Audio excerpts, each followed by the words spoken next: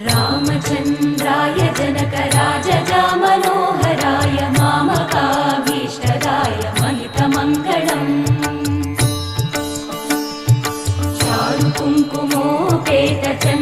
चारुकुङ्कुमोपेतचन्दनानुचर्चिताय हारकटकशोभिताय भूरिमङ्गलम्